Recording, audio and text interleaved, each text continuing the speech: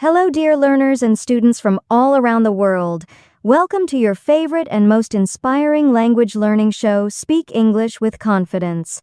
I'm your host, Emma, and today we have a power-packed episode that will truly transform the way you learn English.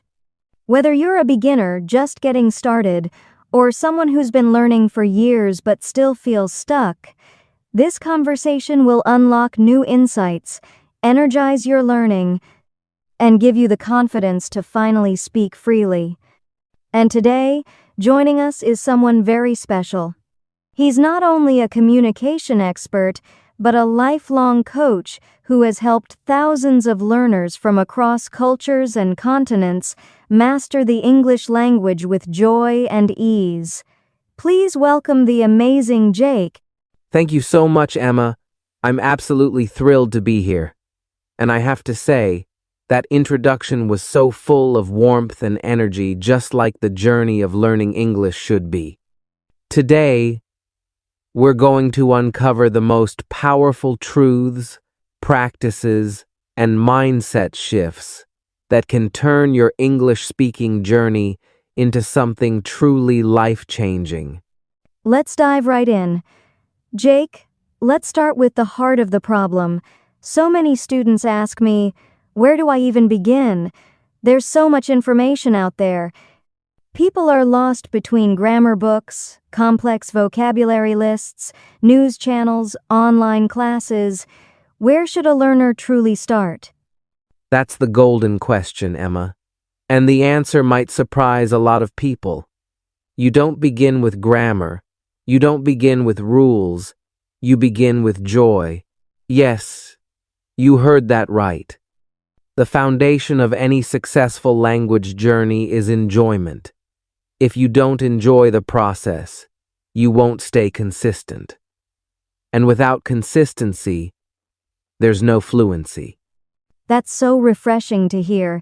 So, how exactly can learners bring joy into their English journey? Great question. The first step is to drop the idea that learning has to be hard and serious. Think about how babies learn. They're curious, playful, and fearless. Adults can learn the same way.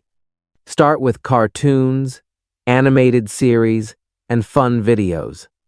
Shows like Peppa Pig, Dora, or even YouTube vlogs made for children. They're filled with clear pronunciation, real-life vocabulary, and repetition. So cartoons are like secret learning tools? Absolutely. They're simple, fun, and surprisingly effective. And here's a tip. Turn on subtitles, watch an episode, and repeat what the characters say. This isn't just passive watching, this is active shadowing. Interesting. So once someone builds this fun listening habit, what's the next step? Add podcasts and audio content to your day. Listen to native speakers talk about things you love. Sports, food, tech, relationships. When the content is emotionally engaging, your brain absorbs it faster. You begin to notice how native speakers express emotions, tell stories, and transition between ideas. That sounds a lot more exciting than memorizing flashcards. Exactly. Flashcards have their place, but they can't replace real exposure. Also, remember, speaking is a physical skill. Your mouth has to move. So listen and repeat often. And what about reading? Should learners jump into big novels or classics? That's a common trap. Big books can be overwhelming. Start with short, simple materials, blogs, comics, short stories, news summaries. Try books written for English learners. They're designed to help you see sentence structure clearly and grow confidence.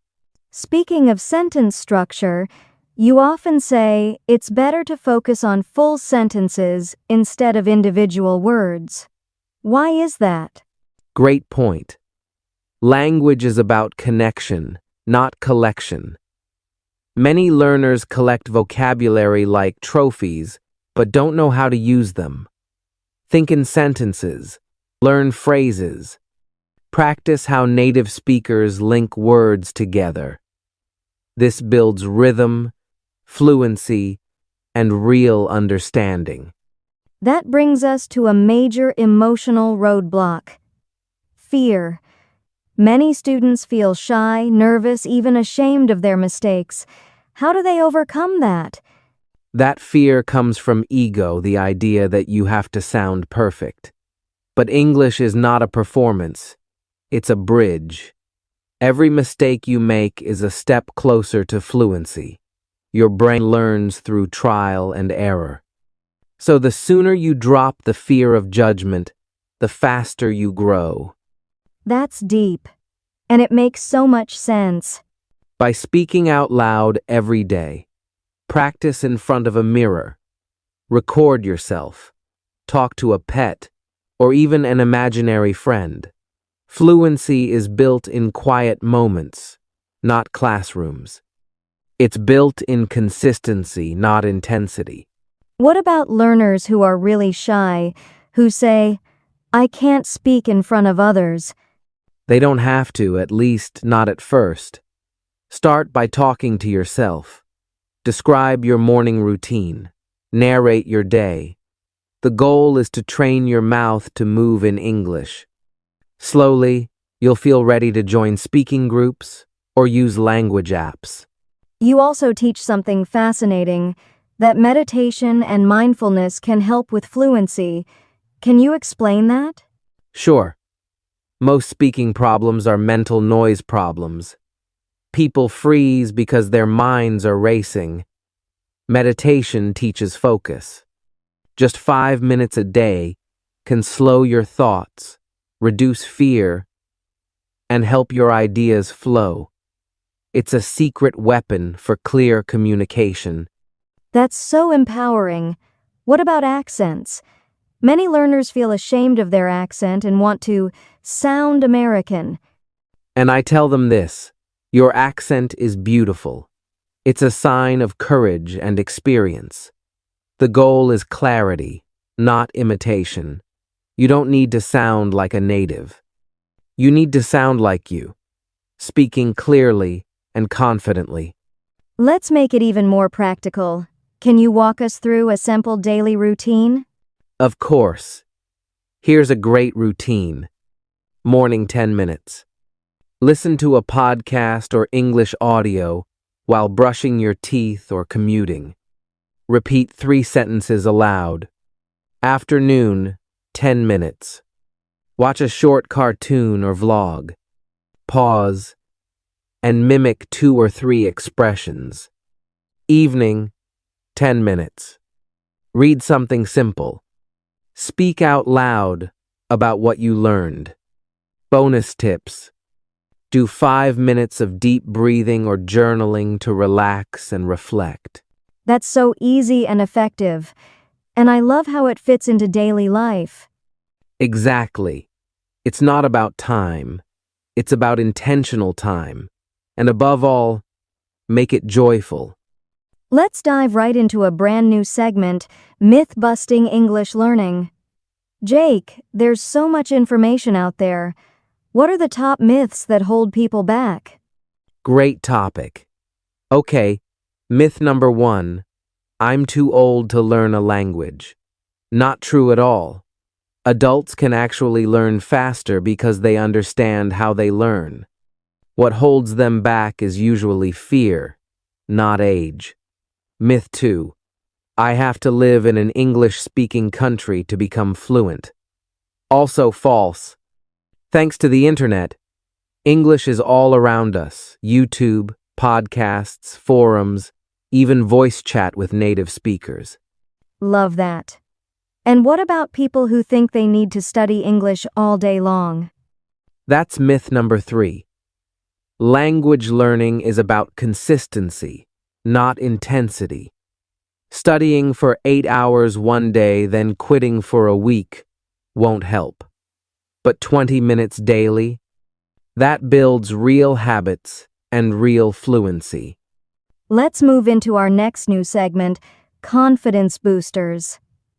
Jake, what are 3 simple things learners can do today to feel more confident when speaking English? Love this. Number 1, use power posture. Stand or sit tall before you speak. It sends confidence signals to your brain. Number 2, practice shadowing.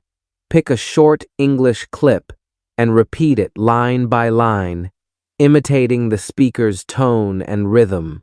And number 3, record yourself. Play it back.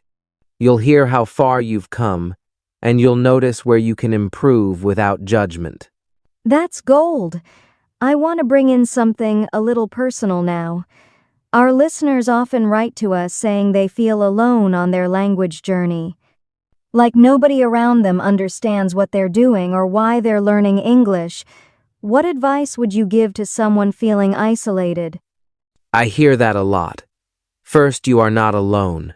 There are millions like you. Join online communities.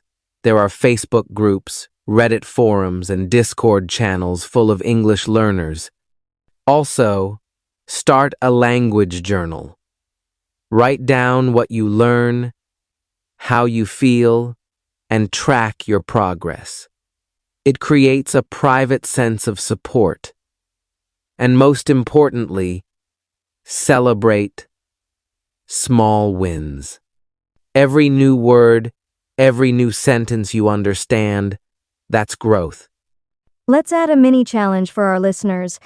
Jake, if someone has only 10 minutes today, what's the one thing they should do right now to move forward? Here it is. Open your favorite YouTube video in English. Ideally something fun, like a vlog or travel clip. Watch 1 minute. Then pause. Repeat aloud what the speaker said. Then write down one phrase you didn't know. That's it. You just practiced listening, speaking, and vocabulary all in 10 minutes. Simple and powerful. Now for a brand new recurring segment, Real Talk. In this segment, we break down actual sentences people might hear in daily life. Jake, let's pick a phrase today. Let's catch up soon. What does this mean, and how can learners use it? Love that phrase. Let's catch up soon. Means, let's talk again soon and share updates about our lives. It's friendly, casual, and perfect for wrapping up a conversation. Learners can say it at the end of a chat with friends, co-workers, even online study buddies. Try practicing it in different tones. Let's catch up soon. Or, yeah, let's definitely catch soon. That's super helpful. And I think it's time to touch on an often ignored part of language learning, emotional connection. Why does being emotionally connected to what we learn matter, Jake? Because emotions drive memory. If you care about what you're learning, it sticks. If a story makes you laugh or cry or feel inspired, your brain says, "This is important." That's why I encourage learners to watch English content that moves them. Songs, stories, speeches, they become a part of you. Jake, I could talk to you for hours, but before we close, let's leave our listeners with one more powerful message. If someone out there is listening and thinking, maybe I'll never be fluent, what would you say? I'd say this. Fluency is not a finish line. It's a journey. And every time you try, you're already doing better than yesterday. Don't look for perfection. Look for progress. Look for connection. Because language is ultimately about connecting to others and to yourself. And you're doing that every single time you choose to keep going. Jake, for students who feel stuck or hopeless, what would you say directly to them? I'd say this. You are not alone. You are not too late.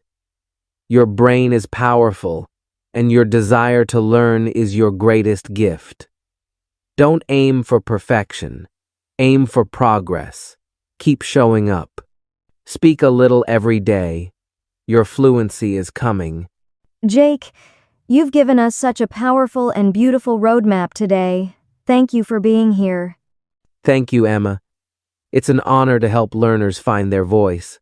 And to all our listeners, you're already on the path. Trust yourself, enjoy the journey, and remember, the world needs your voice. Don't keep it waiting. See you next time on Speak English with Confidence. Stay bright, stay bold, and keep speaking.